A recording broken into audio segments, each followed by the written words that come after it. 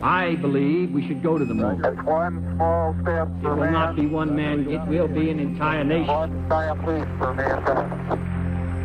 I don't think they have cockroaches on the moon. Thank goodness. Yeah, well, this time 50 years ago, NASA's top scientists were getting ready to send the first astronauts to the moon, and today they're preparing for a return trip. 13 ABC's Dan Smith shows us how Ohio scientists are working to get us back to the moon and beyond.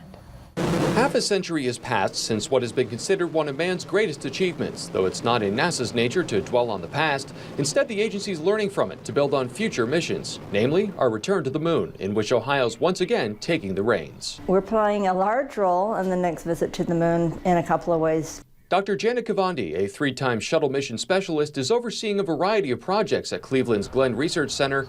One of them, the method of descent and ascent using an orbiting platform dubbed Gateway. What we did in the Apollo program was we flew directly from the surface of the Earth to the surface of the moon. So now what we're going to do is have essentially a platform that will be in lunar orbit where we can send lunar landers to the surface and back and bring people to the surface and back.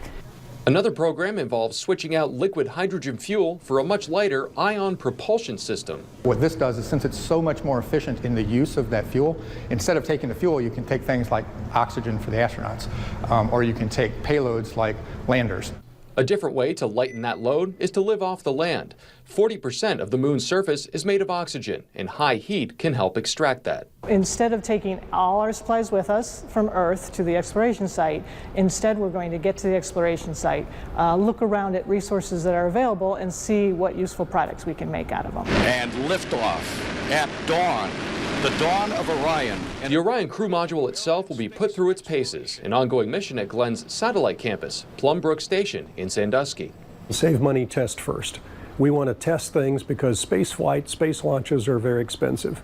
Among the facilities on site, the world's largest vacuum chamber, standing 12 stories tall.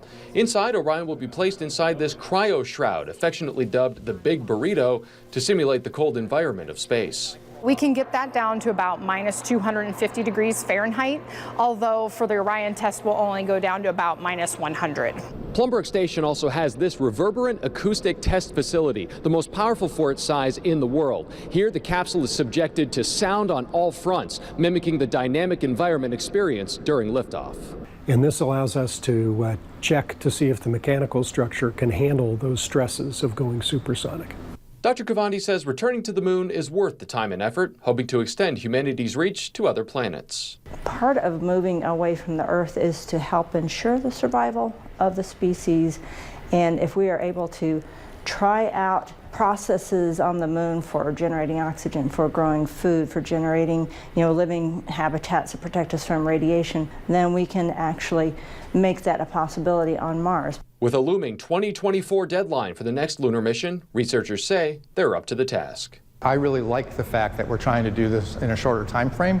It does have challenges, right? But some of the benefits of the challenges are it's going to make us focus and prioritize. Let's use the tools that are available and use them in new ways that we can discover to make our lives better.